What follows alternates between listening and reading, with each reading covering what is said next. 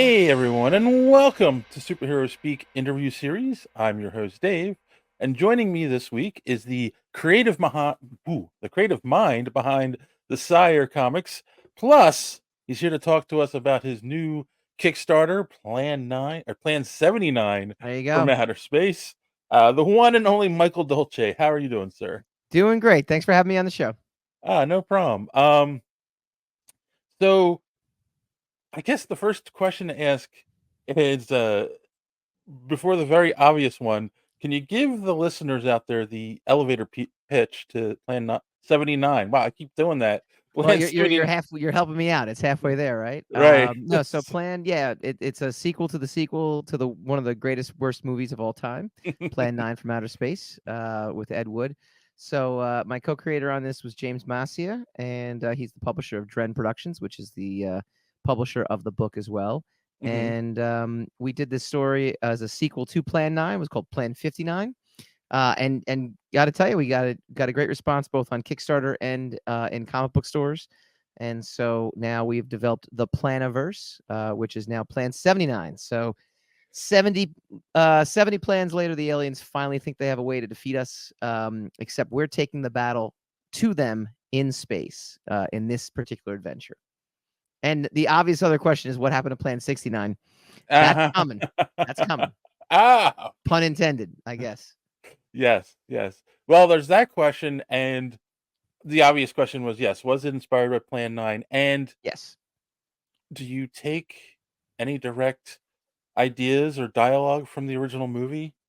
So in Plan 59, we absolutely did. We actually reference in the first couple pages of Plan 59. It's a direct um, homage to the movie, Hmm. except in this case, by Plan 59, the human beings are so used to all this stuff. The aliens have been consistently trying to invade us and invade us and invade us and stop us that by page 5, it starts out in black and white, and then page 5 kind of like bursts open with color, and the main heroine in the piece is holding a shotgun, and she's like, ah, not vampires again. And then it kind of goes through there. But Plan 59, the whole plot was that and this was in 2015, mind you, that we first wrote the script, and it was a few years ago where we actually did the Kickstarter. But we surmised that the plan this time was to get us through our cell phones, and they Okay. finally and to launch a virus that would enslave humanity, and kind of satire, very Hmm. very of the time. And boy, I mean, you know when I think the Kickstarter was 2021, if I'm not mistaken. So that was 3 years ago for Plan Yeah. 59, and it's just gotten worse. So cell phones have just gotten worse. But following Plan 59, humanity is in bad shape, and now we have to leave the planet because our planet is no longer really habitable. Hmm. And that's the launching point of Plan 79. It is the nephew of the heroine, or the great nephew, actually, in this case, of the heroine of Plan 59. Yes. Any great dialogue like "You stupid humans, you're stupid, stupid, stupid." Yes. That has to be that has to be one of the most famous scenes from that movie too. Yeah, I love Ed Wood, the movie Mhm. Ed Wood too. I think that's there's so much there. It's fantastic. It's just Did so much to mine from. did you ever meet Ed Wood? No, no, no, Oh, okay. no. But I mean, I'm just saying I love the movie. Right, Literally, right, right. yeah, yeah. Yeah, no, it'd be fun to, would have been fun to show him this, right? Yeah. Is he still around actually? I'm not I don't sure. I don't think so. Yeah, I don't think he is either. I think he passed away within the last decade or so, though, if Oh, I'm no, no. remembering. He died a long time ago, apparently. Oh, I just Googled it. He died before I was born. Look at that now. oh, really? He died in 1978. I did not know that. Okay. Look at that. Well, there you go. All right. I'm gonna have to stream Ed Wood again. I haven't seen that in a long, long, long, long, long time. It was 94 when it came out, Yeah. so it's definitely been a while. But yeah, so we got the new Kickstarter. Really excited about it. It's doing really well. We have the book is actually it's based on a story by James and I. Dennis Knight is the writer on it. I know him through I mean, just years of doing Comic Cons and things like that. Mhm. And Javier Ortiz is the artist. We actually found him at New York Comic Con last year. So he's just knocking it out of the park. And we're already working on issue 2. We've got the issue 2 script done, and so we're planning on a good solid 3-4 issue run on this book.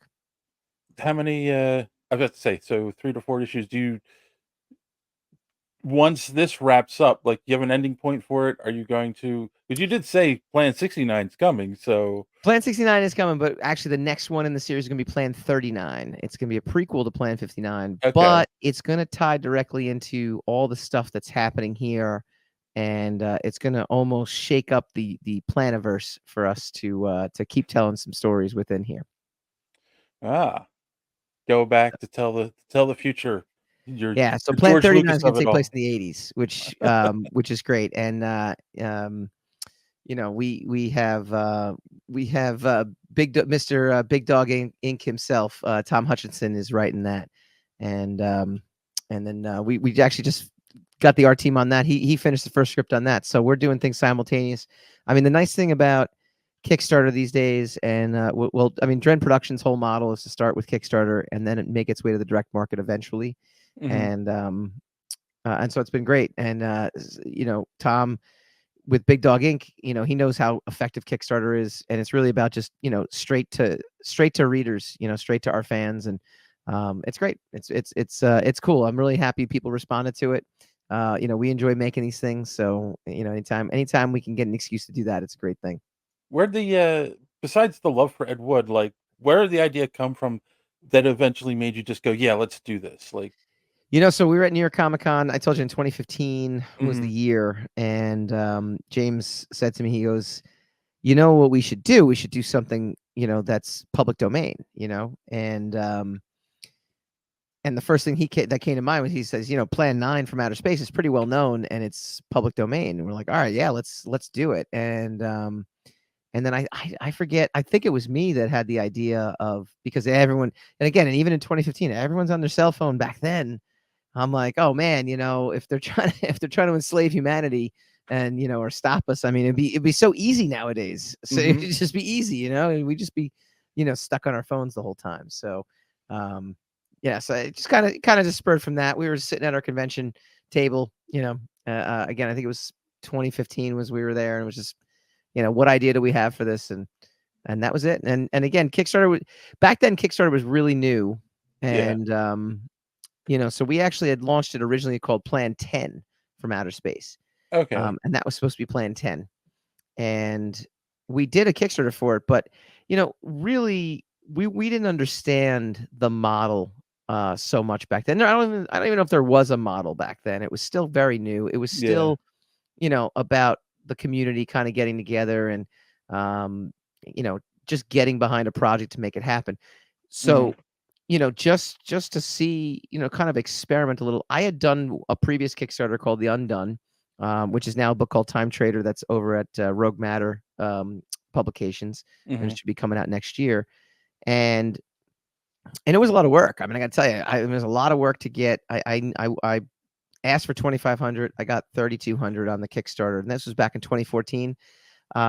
But even then, oh, I didn't okay, I didn't really love the idea of Kickstarter because I was like, I don't want to ask my friends and family for money. I feel weird, It's like, you know, right, and I don't think back then it was known as a hub for people looking for new books. Um, but then so in 2015, we're like, well, a comic costs more than 2,500. Even back then, it cost more than 2,500 to make. I mean, I remember I don't yeah, think I made a dime off of the Undone, and um, just we had to pay the artist and then the colorist, and then I did the lettering on that book. So I said, we were looking and we're like, all right, let's ask for 7,500 on this book, and that was our goal. Um, and we said, if we don't hit this goal, it's not worth doing anyway, because there's no real point in making this book, because if we ask for 2,500 but it costs us $4,000 to make, then what are we doing here? right, But yeah, so we ended up canceling that project. And so it's the only Kickstarter I've ever done that wasn't successful. But again, we just didn't know what we were doing.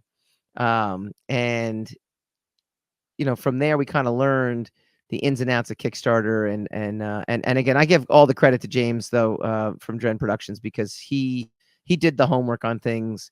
He really, you know, took to Kickstarter and invested in Kickstarter and did, just did such a nice, just, I mean, not nice. I mean, he's done a phenomenal job of just building his audience. So then a few years later, he started finding success on Kickstarter. He's like, hey, remember that Plan 10 book we had?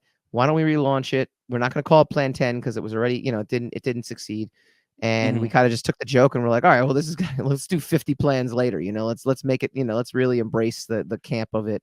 And that was it. And then again, then that was successful. Ironically enough, Plan 59 made 7,500. So it made what we originally asked for. And Yeah. then this time around, we didn't ask for that. We asked for like 1,000 or $500, something. We asked for. We Right. don't. We're not looking at it anymore as we're asking friends and family for money. We're doing it as these are the new books we're doing, and you can get involved and you get all the exclusives and you get the different covers and things like that. And so yeah, it's been a model that's been working really well. Y Yeah, I mean, that's the funny thing. Everyone I know that runs very successful Kickstarters, actually, our one co-host, JD, is a writer, Hmm. prose novels, not comics, and, um, that's he said that's a secret. You treat it like that's your store and you're selling your book. Yep. Don't treat it like they're funding you to create the Correct. book. Yeah, Correct. and Yeah. that's the secret, so Yeah, and it took a while for me to kind of embrace that, but then you see the success people are having now. Obviously, in the pandemic, everything was, Kickstarter was huge because it was really the only game in town at that point. Um, people still wanted to create, and people had a lot of time in their hands, and then they had extra money because the government gave them extra money, and Mhm. it was great. We were booming, during that, and it's tapered off a little bit. I think some projects, James just did Dren just released. An AXA Kickstarter based on these old Romero comic strips. Oh, okay. Yeah, it was. I mean, it's beautiful. It's a beautiful book.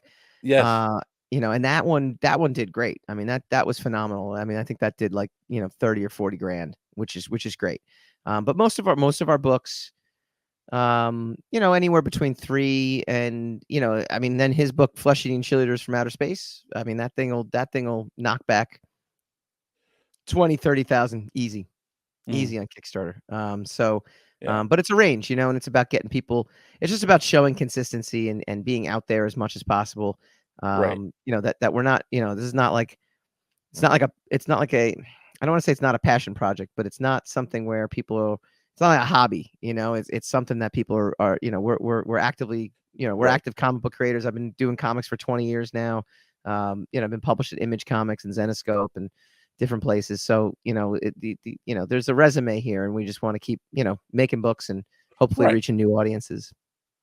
Um, it's funny because yeah, Kickstarter has become the new, um, for lack of a better term, online comic book store, especially for new Yep. alternative books. Yep. And, um, do you feel and I don't know because I really haven't asked a lot of people this, but I have been thinking about it. Do you feel maybe not in New York or San Diego, but at some of the smaller cons Hmm. that maybe it has affected people going into Artist Alley because they're going on Kickstarter for books?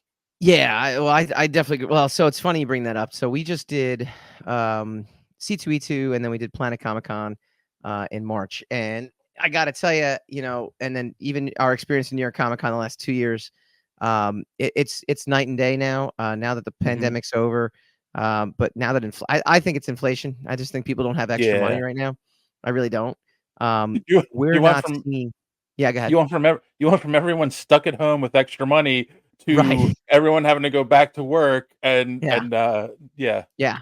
Yeah, not having or money. yeah, or just, in general, or they're spending their money on live events. I mean, I Yeah. can't tell you how many people, and this is more so than it's ever happened. You know, hey, you want to check out some new comics? Oh, I'm not here. I'm not into comics. I'm like, what are you at a Comic Con for? Like, but and I remember this one thing. So I have a Substack, and I wrote about this on one of my Substacks when I was talking about it, and the girl who he was with was like looking at him like, why are we here? He's like, I just thought this would be something cool to check out. That Mm, seems to be the thing. It becomes more about the scene, and it becomes more about, kind of the spectacle of it all, especially with the cosplayers and everything like that, Right. to where people who aren't necessarily into comics, they'll go see the Marvel movies, they'll go see, they'll watch some cartoons, they'll do, they'll play video games. It's not like they're, Yeah.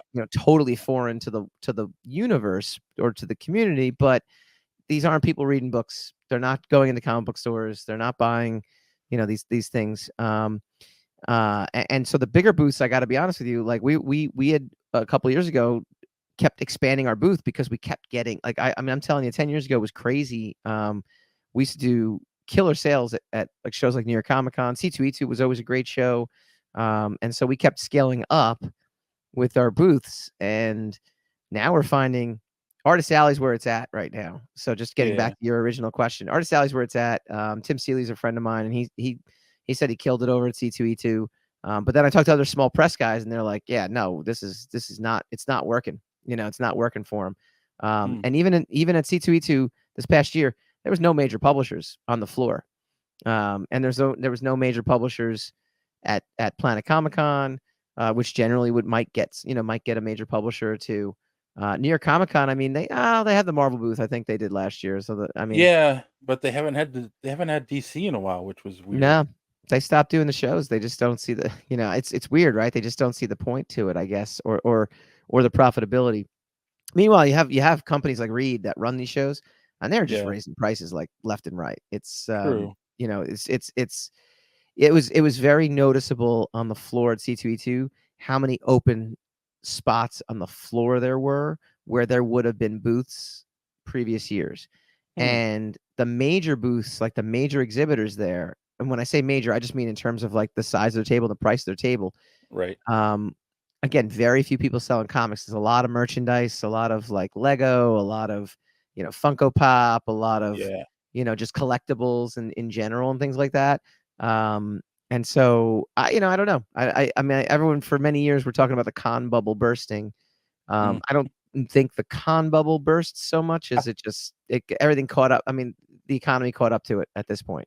I actually just did a video, um, no, not last week, the week before, about there's been all this talk about the MCU dying.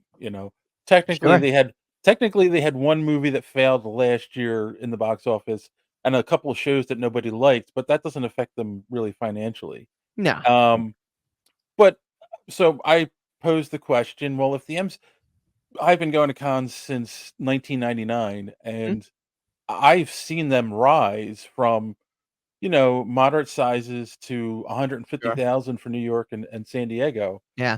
all during the rise of the Marvel movies and the boom Yep. of the movies. Hmm. So, as you already pointed out, there's a lot of, There's for lack of fatigue. a bet well, no, for lack of a better term, there's a lot of normies that go to Oh conventions gosh, now. yeah, absolutely. So, if the celebrities aren't there and attracting them, I'm not Hmm. saying the cons are gonna die, but, They're if gonna they're gonna be scaled back. yes, Yeah. No, I exactly. I agree 100%. And the creators, we were always a little, I don't want to say skeptical, and I don't Mhm. want to say jealous, but it was always annoying sometimes when the amount of celebrity guests would kind of be the big draw. Now, it'd be one thing. So I used Yeah. to work at Wizard Magazine way back in the day when there was a Wizard Magazine, and so I was there when we first. My first convention was Wizard World Chicago in 2000, and I was an Okay. intern. Yeah. And then but I was there when they started expanding. They, Wizard World Philadelphia, Mhm. uh, Wizard World Texas. Wizard World Texas is one of my favorite shows too, by the way. It was an amazing show. And their Wizard World LA show, which wasn't actually in LA, which was always kind of funny, it was Anaheim, Yeah. um, but they started expanding, and it was kind of cool because it was this, if you got Kevin Smith, that was a huge draw. One year in Chicago, they got the whole Batman Begins cast, and they got Christopher Right. Nolan, and that was like a big deal. That was kind of like a cool thing because, we weren't the cool people, but some cool people were kind of checking us out, and that was kind of cool about Right. that. But it wasn't until like again, the 2010s. I remember being at like Wizard World Philly or New York in 2012. And this is what I noticed. Maybe it's where my brain is at, but I kept noticing, boy, there's a lot more girls at the show now, and they're not being Uh-huh. dragged by their boyfriends. I mean, it was always a sausage fest. I mean, let's be honest, right? Yeah. It was dudes everywhere. It was always just dudes at comic book shows. And if there were girls there, you had, you had your goth girls, you had your anime girls, you had girls that Right. were into it, no question about it. You had some girls who were really into comics, and that was great too. But they were the minority. And around 2012, I started noticing it was a shift, and I started noticing like the girls were dragging the guys along. I remember like Yeah. some guys like looking around like, what the hell am I doing here? And that's a direct thing to the MCU. That's a direct correlation to all this kind of Mhm. stuff becoming more popular in the mainstream, and that's yeah, it's totally shifted. Now it's again yeah, C2E2 was definitely like, and Planet Comic Con too, same thing. It was kind of like, um, I mean, I'll tell you right off the bat, we're sticking to the smaller shows. If anything, I don't do as many shows as James Masia does. Mhm. And he's like, I'm gonna do it. I'll do one day at a local show, an hour from his house, and he'll make 5 times the amount of money he made at these bigger shows. All in one day, he'll make it Right. because tables cost next to nothing. He's the only game in town. People come to these things locally who can't make it to Mhm. these big shows or don't want to spend the money on the big shows. Um, and that's a sentiment I'm hearing from a lot of folks. Again, to your point before with Artist Alley, yeah, I think Artist Alley still does pretty well. Okay. And the other thing is Artist Alley costs a lot less too. So if you're a creator and True. you either get an Artist Alley table for free, or if you have to pay for one, it's not a huge expense. Um, you can actually make money. But man, that was the golden era for Comic Cons. It was like 2012 to 2020, I guess, or I mean, we were killing it there. We were doing great. Okay, I have to ask, what was your role at Wizard? Because I actually used to volunteer for the cons. Oh, did you really? Oh, Yeah, which shows? Which one? Philly. I'm from Philly, Oh, you're from so Philly. Okay. yeah. So I was the website editor. So I was research assistant when I started in 2000. I interned in 2000. Had to be 2000. Yeah, 2000. And then I actually applied. I didn't work there. I applied to work there in 2001 when I graduated college. But I ended up getting a job in early 2002. I was research assistant. So I was there for a year, and then I became the website editor. So I was the website Okay, editor from '03 to I want to say '03 to '05, and then they hired Rick Marshall to do the editorial part, and then I just managed the convention websites from there. okay. And then I left at the end of '06, right before Sire came out, and or right around Sire Oh, when Sire okay. came out. That Yeah, would that would have been so, like, I used to bring my daughter when she was, yeah, 5, and then I wanna say, so it would have been '07, '08. I was standing outside of the convention one day, and somebody walked by in a T-shirt, I'm like, I just asked him, "How do you do this?" And he's like, "Oh, you just go to the website when they yeah, start, yeah, yeah.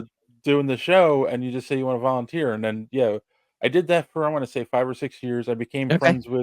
I became with friends with Greg Horn through doing that, Oh, and that's then great. Yeah, yeah. I started working at conventions for him, and then I started the podcast, so, That's awesome. Yeah, yeah, yeah. Greg. Yeah, and it's funny. I know Greg from that too, as well too. I as research assistant, I had to commission artwork for the magazine. So I used to have to. Yep. I mean, I wasn't the one that made the decisions. It was more like, hey, call Greg Horn, see if he can do a cover, see how much he charges. And so yeah, so I became friends with Greg too through that. Actually, he was at C2E2, and I just never got a chance to go over to him and say hi. But yeah, no, it's funny. It's Man, they were great. Those shows, especially in the mid 2000s, were great. I was Yeah. still probably doing Philadelphia though, because Sire came out in June of '06, and I was definitely at Philadelphia that year for that, and I was at Philly for the year after. I mean, Well, I would do Philly religiously. I mean, it was a great show. that's actually how I know you, was I Yeah, remember buying Sire #1 from you, and then I love it. running into you again in New York. I don't remember how many years later, and I got the trade paperback, Oh, so, yeah. nice. Well, we're 13 issues in now, so that's good. Um, I'll send you some PDFs, get you up to date. We actually have a Sire Kickstarter for. Well, the numbering on Sire is a total mess right now, but that's okay. I have a plan to work it out. But chapter 14 is going to be hitting Kickstarter next month. I actually have pages I got to review tonight after this is over, which is always a fun thing to do. And And yeah, we're gonna keep going with it, and it's back in stores. It's been back in stores through Dren Productions as well too, which is just a treat. And you know, Um, yeah, because I was looking on the website actually earlier today before we got on here, and yeah. I did notice, like, it seems like you do it seemed like it's a bunch of miniseries, right? Like, you kinda renumber it as the new chapter comes along? Yeah, and then I saw so here that was the funny part, right? It was going to be so on Kickstarter I was going to use I just I after the 6th chapter, it was too many Mhm, series to start. And then when I brought the character back, I'm like, F it, I like old school numbering. Let me just get old school numbering back and make it Sire number 7. But then and I also did that cuz I thought Kickstarter was going to be the exclusive home to it. It had a great run at Diamond in the 2000s, but then mhm. just the sales weren't there. So, um, I said, all right, it's never going to make it back into stores in a way that is, through a catalog. I don't think it's ever going to do that again. So I was like, all right, let me just start. Let Right. me just look, Sire number 7. That's going to start it off. So I did 7, 8, 9, 10. And then it was right around, and then I ended up doing the next volume, 11, 12, and 13. And then at that point, that's when I started working with Dren. And Dren's like, yeah, we're gonna put Sire in, and the way Diamond is right now, you can put anything in there now because they don't, they're hurting right now. Yeah. Um, and so I said, all right, well, I'm gonna have to restart it at issue 1 again. I can't release Sire number 7 and expect to get any. The retailer's gonna be like, where are the other 6? Right. And all that other stuff. So I ended up rebooting it again, but it's basically I took Sire number 7 and called it Sire Lost in Time number 1. And Okay, I was I like, all right, saw well, I'm that. just gonna do miniseries. I'll just do more miniseries, whatever. Right. But then I was watching this stream with Mark Millar, and all the retailers are like, no, we want ongoing series, and we want ongoing series. And I'm like, all right, so Lost in Time should have ended at 5. It's now, but then I was like, all right. So chapter 11 of Sire is now Sire number 6, and chapter 12 is now Sire number 7. And I have a plan now through Kickstarter. I'm just going to release one shots. I'm going to release oversized one shots, Mhm. um, and that'll be the next chapter. So it'll be chapter 14, but broken up into 2 parts, so that when I go to the direct market, I will eventually, if I keep doing this, I think I have to release like 4 one shots. Like if I release 4 oversized one shots, I'll line up the numbering with the chapters at some point. So that's my goal. I mean, the story itself. I mean, I have a 50-issue story. Mhm. I've always had it. I've always had that in mind, even though I ended it at a good point. I ended it at a point that the market dictated I could end it. And it was one of those like, okay, if I ever get a chance to continue the story, I'll continue the story.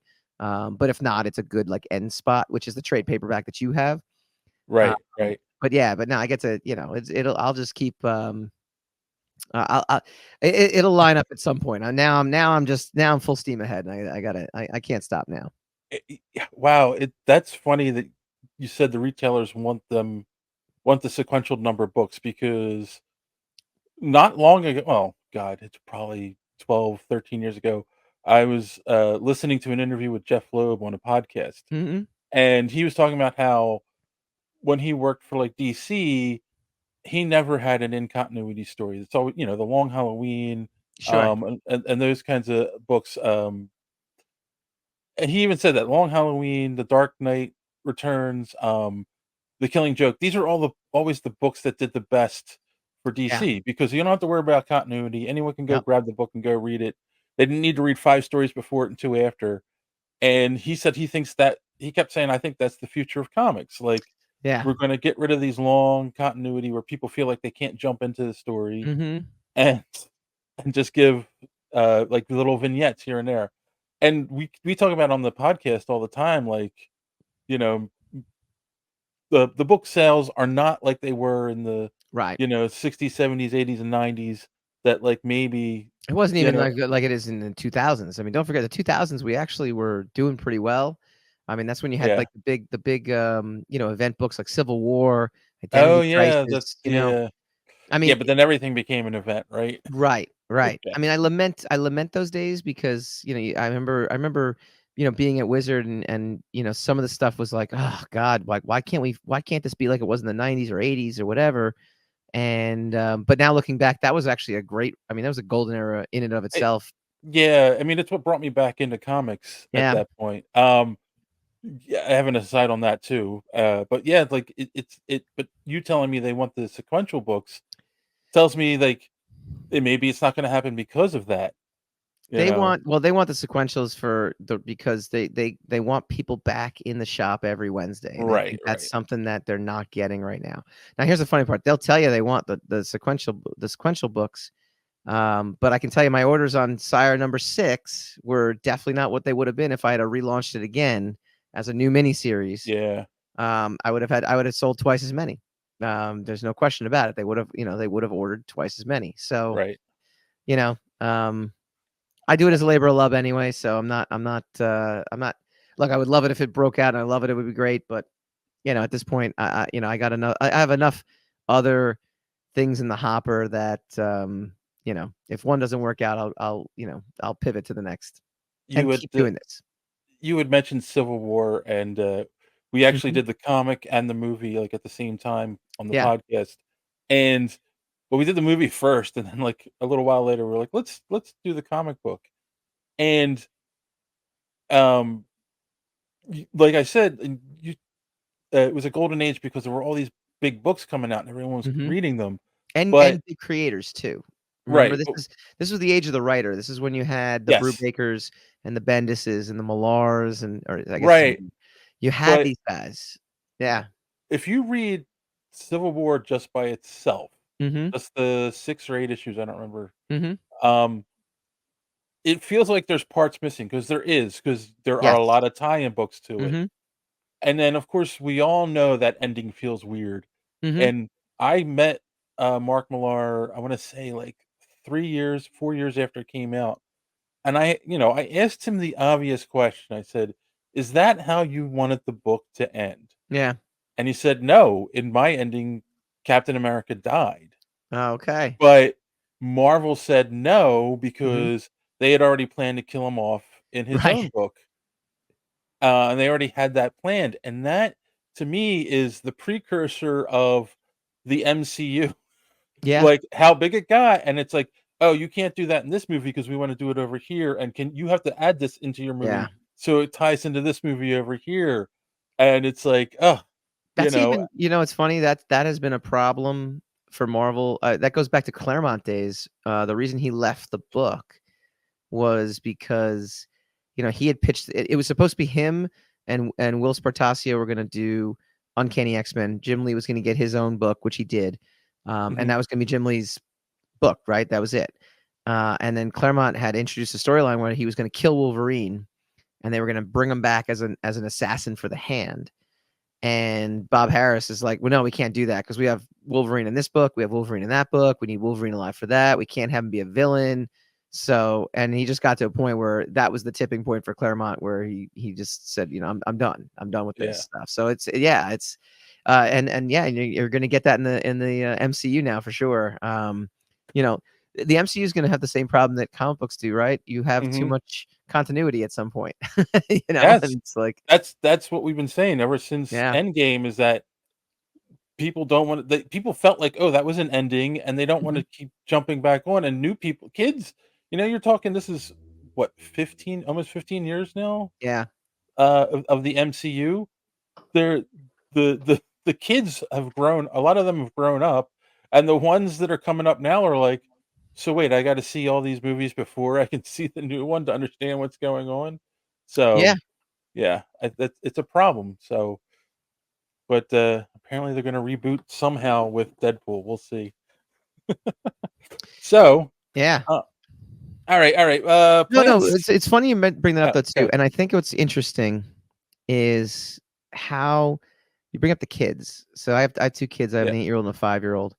And the one thing that's apparent to me, and this is the same thing with music too. And I'm a big music guy. I love music so much, and um, I was in bands and all this other stuff. But how when we were kids, what was cool in the '80s was stupid in the '90s, yeah, and then what was stupid and it was cool in the '90s became stupid in the 2000s, uh-huh, because each generation would then have their own like the new sound on the radio, right? It was you yeah, would go to the radio, right? Just like you'd go to the movie theaters.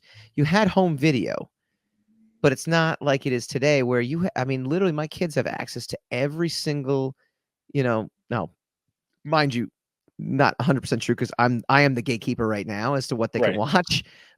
But in theory, they have access to every single movie, every single, song, every single whatever they want at their fingertips whenever they want to. Like the idea, excuse me, the idea of commercials is like foreign to them in many ways, because they Mhm. don't watch regular TV, they watch Yeah. streaming, and up until recently, streaming had no commercials, right? And so to they're gonna the special effects in most of these movies now is as good. Not that it'll never get better, Right. and not that new technologies won't come around. I mean, I'm sure at some point there'll be 3D movies at home that are, really 3D, like Ready Player One kind of goggle experiences and Right. all that Right. other fun stuff. But barring a big technological shift, they have access to every single Marvel movie as if it came out yesterday, and they Yep. can just binge it all, and they caught up, and then they're done. So then, like it's weird because the past exists simultaneously in the present now, where it never did. The past was always the past, and the present was always the present. And now it's all blurred. It's all like one big blur. So, um, you know, the idea that they have to actually keep making movies in the MCU, um, to have fans is not necessarily true. They can, Yeah.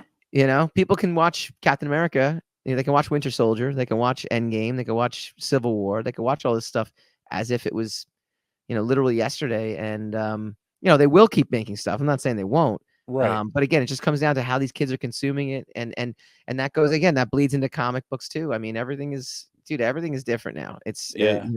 the industry I wanted to be a part of. I say this all the time. It doesn't exist anymore. It's totally it's completely different. I actually worked for TV Guide in the early 2000s, and they were talking back then that like terrestrial TV, like it, is going away. And I'm like, Mhm. what? They're like, yeah, everything like because on demand was fairly new then. Yeah. Like it's funny, people don't realize Remember that. Like, TiVo? yeah, TiVo came out, yeah, but like that was all new ideas then, and Yeah. no one knew if it was gonna catch on or not. Mhm. Um and I just remember like the older people that worked there were like, "Ah, you're crazy. It's not going anywhere. Why are we worried about this stuff?" Mhm. And then the young people are like, "Oh, that's an awesome idea. I see that," right? I Yeah. remember saying like, "I see a future where like you've got your phone in your hand and you can control your TV, put on what you want when you Yeah. want." Yeah. And they were like, "Oh, you're nuts. That's never gonna happen." And now I just watch it on my phone. I know. I know. I mean, it's the one.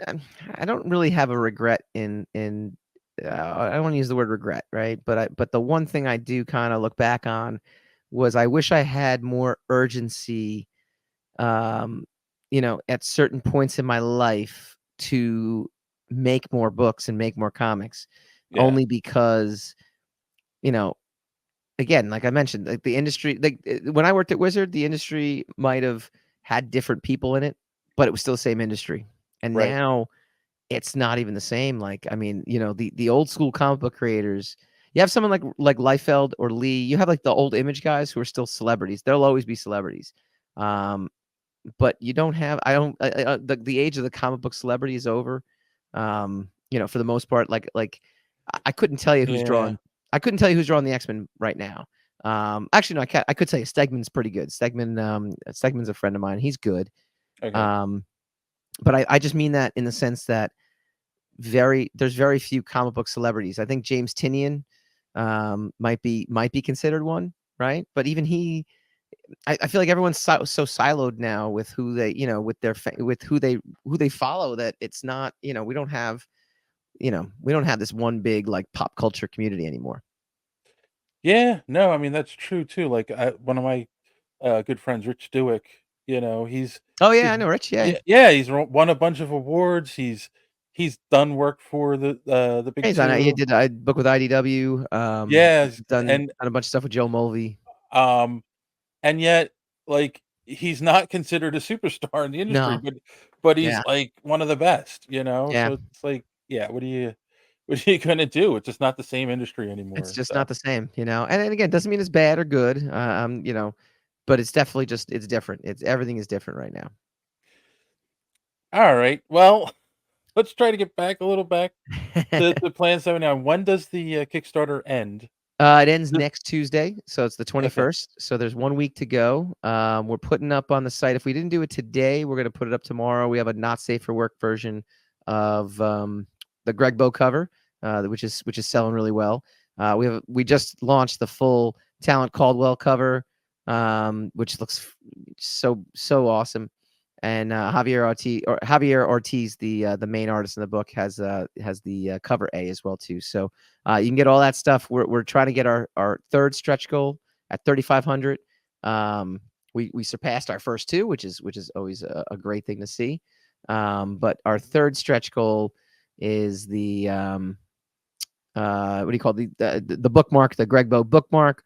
We've already done the magnet. We've already done the digital wallpaper. So we're trying to get that third stretch goal up and running. alright, and the link, for the Kickstarter is down below, and, the other important question to ask is where can people find you? Where can they find Sire right now? Yeah, so you can go to sirestudios.inc.com, so inc.com, to check out the main website. I'm also chief creative officer over at Rogue Matter. So you go to roguematter.com as well too and check out some stuff. I have a new book that's out called Romans Rise. It's really cool. It's with Jason Badauer on art. It's an homage to Big Trouble in Little China, but it's a really fun book, and I got a bunch of stuff coming out through them later. And you can always find me online at Sire Studios on Instagram, at Sire_Studios on Twitter or X or whatever it's called. Sire Studios on Facebook, and you can just Google me. I'm out there. You on the TikToks?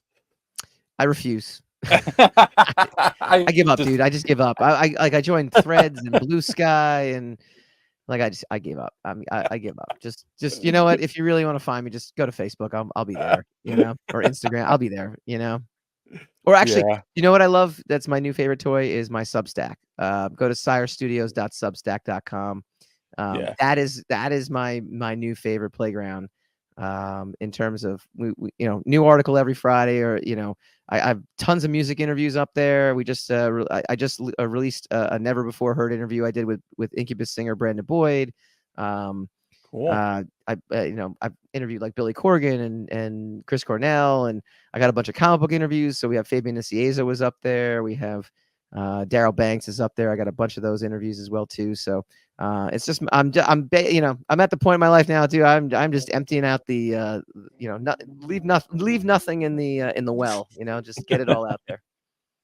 Cool, I definitely will check out the Chris Cornell, interview. Yeah, yeah. You go to YouTube, go to Sire Studios YouTube channel. It's up there for sure. And then the Cool. Chris Cornell one will be on the Substack in the next couple of weeks. And I think this week I'm gonna not this week because we're still promoting Plan 79, but the in between I'm gonna have the Ed Kowalczyk from Live, the band Live. Got to interview him a few years ago, and Oh, wow. yeah, these were pretty. These are bucket lists for me for sure. Yeah. I mean, that's the age I think you and I kinda grew up in Yep. with music. Yeah, Oh yeah. so, um, alright, and the question that we normally like to end on is, how do you measure success? It's a good question. 20 years later, I measure success a lot different. I think as long as you're in, actually, I can measure it the same way. I wake up and I dictate what I do with my time, and that's success to me. Cool, that's a good answer, so, Yeah, nothing yeah, wrong I with do. that. I get to do what I want, and that's Right, kind of cool. So if I feel like making comics today, I make comics. I run my own business, so I run many. Actually, I run my I have my toe dipped in a lot of businesses, right, and it all with the outcome of I get to kind of do what I want. So that's a good right. thing. Awesome. Alright. Well, everyone watching, make sure you check out the Kickstarter, check out, Sire Comics, and, thank you, Mike, for, joining us this week. Thanks for having me on. Alright, as for everyone else, as always, thanks for watching. Don't let your cape get caught in the door.